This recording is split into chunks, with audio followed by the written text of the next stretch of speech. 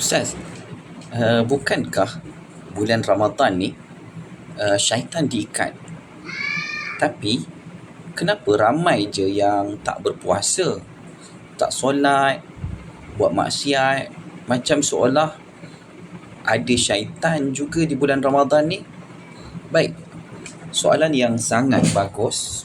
Baik, ini juga sering ditanya dalam kelas fiqh dan juga tazkirah Ramadan. Hadis Nabi sallallahu alaihi wasallam daripada Abu Hurairah radhiyallahu anhu, Rasulullah sallallahu alaihi wasallam bersabda, "Idza jaa Ramadanu futihat abwabul jannah wa ghuliqat abwabun nar wa suffidatil syayatin."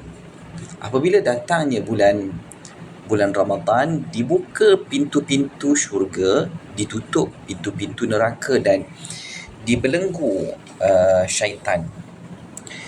Persoalan, kalau syaitan diikat, kenapa masih lagi ramai manusia yang buat maksiat? Jadi ulama' dia menjelaskan beberapa perkara.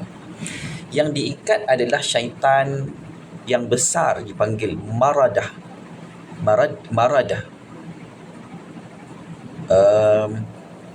Syaitan yang paling kuat, paling degil, paling ganas, ketua-ketua dan juga pembesar syaitan yang paling banyak menyesatkan manusia.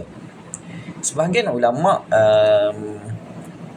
menyatakan bahawa yang dibelenggu ialah syaitan-syaitan besar, bukan semua syaitan, iaitu bermakna masih ada gangguan kecil. Jadi bukan bermakna gangguan itu sifar sepenuhnya.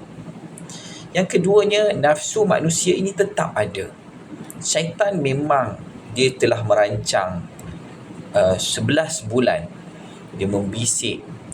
Nafsu sudah lama dilatih oleh syaitan ini sebelum Ramadan lagi. Hati sudah biasa dengan maksiat, tabiat buruk, dia bukan boleh hilang serta-merta.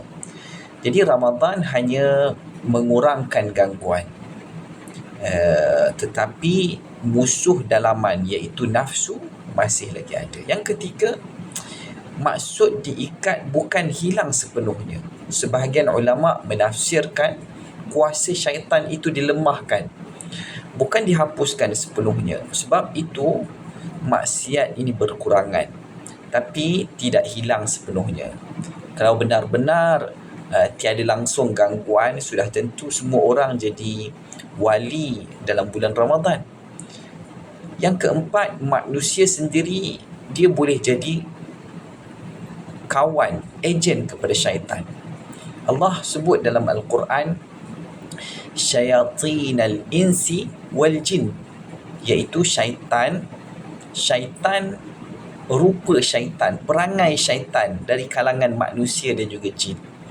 Maksudnya, kadang-kadang yang mengajak kita ke arah perbuatan yang tidak elok itu adalah manusia sendiri. Allahu a'lam.